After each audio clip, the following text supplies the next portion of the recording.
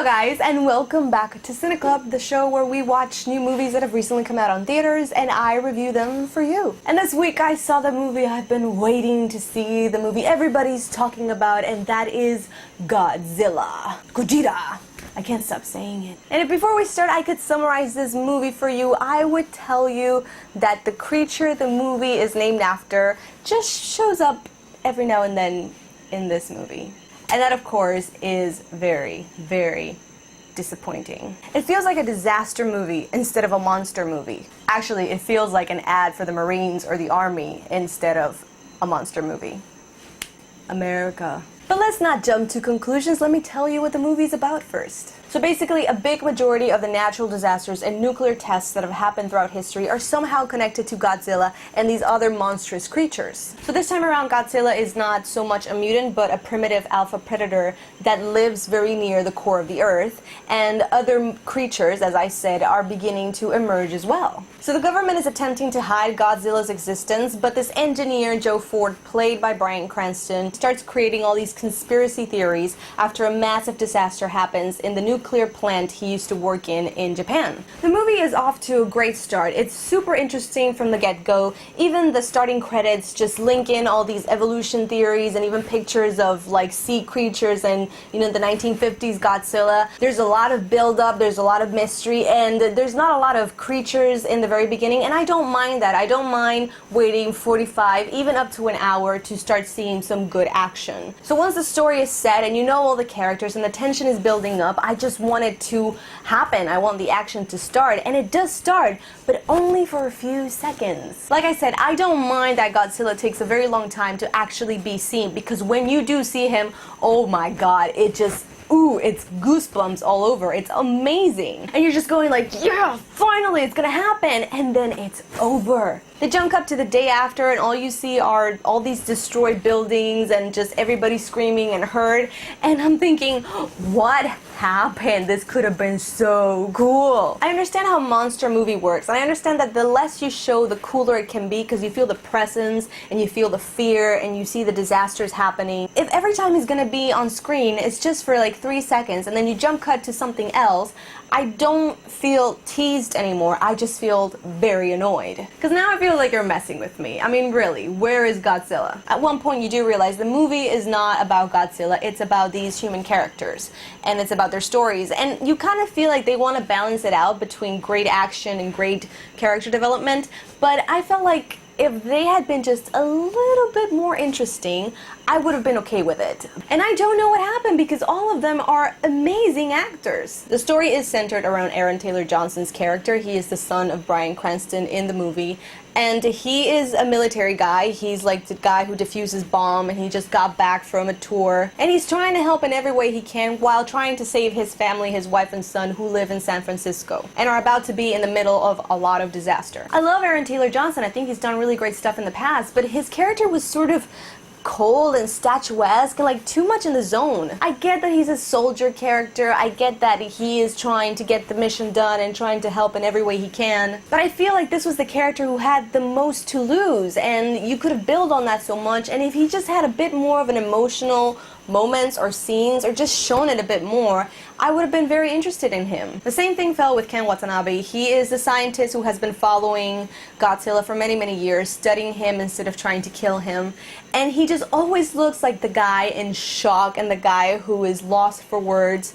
And that's not what I expected from him. Again, another great actor, and his character was just kind of meh. The only one I can say that really gave the best delivery was Bryan Cranston, and I don't expect any less from Bryan Cranston. He had really good emotional moments at the beginning. He's the character you're kind of rooting for and you feel a little bit sad for, and he's just going mad with all these theories, but he just wants to prove something. But he's not that much in the movie, and that sucks because he was the most compelling of all of them. If they had just given the movie just a dollop, just like a little bit more of emotion, I think it would have been much better, because the movie is scary in the sense that you see all this disasters happening and you just feel like on the edge of your seat. It's good, but there's not enough human emotion for me to feel oh, I want humanity to be saved, you know? And if the movie's not focusing on the human side, it's completely focusing on the whole military strategy part of it, and that after 30 minutes gets really boring. It's all talk and it's all about how are we gonna destroy these creatures, and I don't care about it. Just show me Godzilla.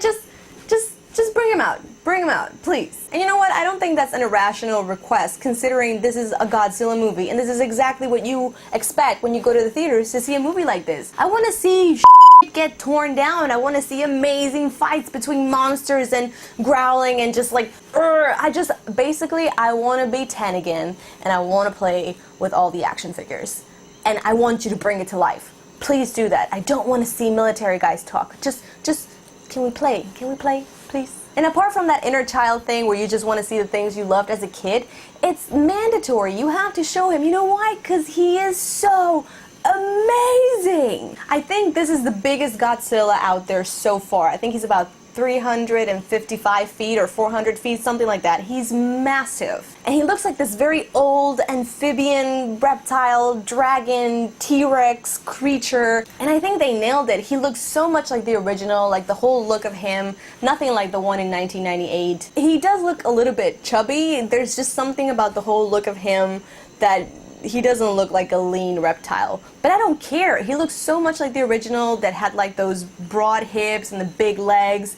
And there's something about his neck, or lack thereof, that just makes him look just a little bit chubby. But he is incredible. He's badass, I'm telling you. The only thing I didn't like was there was never too much mystery as to whether Godzilla is actually good or bad. I know originally Godzilla is not an awful creature. He's not set to destroy humanity.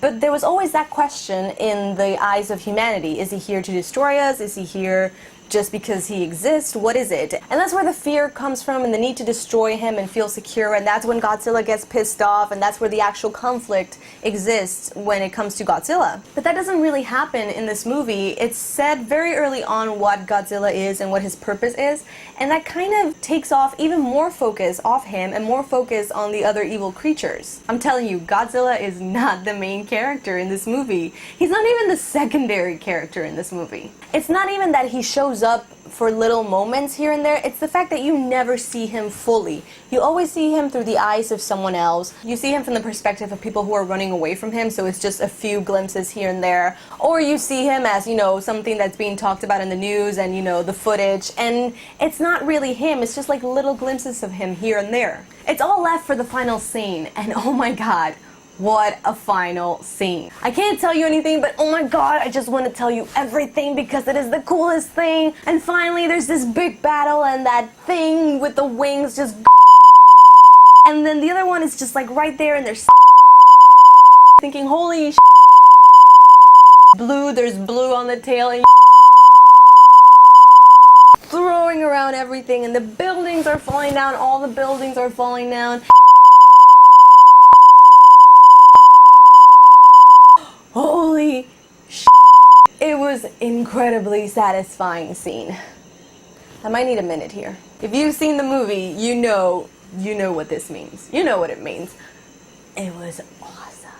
So basically there's this huge battle that's the climactic part, and it's amazing and it's epic and it's everything you wanted to see. And it's not enough because they've been hiding him from you all this time, and now you finally have him there, and then the movie's over. In short, there is not enough of Godzilla and too much focus on the human side of everything that ends up being flat and unemotional. So if I had to rate this movie, I would tell you I have no idea how to rate it. I would tell you go watch it on cinema because it is worth watching just to see him. On the other hand, I would probably tell you to wait for it to come out on DVD because it's kind of long and kind of boring in a lot of places, and it shouldn't have been. I feel like this needed to be that monster movie we all want it to be. The story was so good, but if you had added a bit more of him, of Godzilla, I don't think you would have ruined it. But guys, that's just my opinion. Tell me, what did you think of Godzilla? I'm still totally thinking about that last scene. I wish I could just see that part. If you haven't seen it yet, don't don't worry, tell me, what is your favorite monster of all time? Whatever your answer is, just comment down below and let me know. But guys, that's everything for this episode of Cine Club. I hope you have enjoyed watching this review as much as I've enjoyed talking to you about this movie. If you did like the video, please give it a thumbs up. It's always very appreciated. If you really liked the video, go ahead and share it with somebody else. You can find me on Facebook, on Twitter, on Google+, on Instagram, everywhere. I'm everywhere. I will leave all the information at the very end of the video. But don't forget to subscribe for more videos every week. I got a movie review every week for you. Sometimes I do like movie talk videos as well. So I hope you stick around for that. As always, thank you for watching, you guys, and I will see you on our next movie date. The survivors of the Simian War, blah. So the survivor 2014, if you want to check it out, the description, blah blah blah blah. That's not supposed to be there. And the inevitable. Oh my god, I'm totally losing it. Don't forget to subscribe.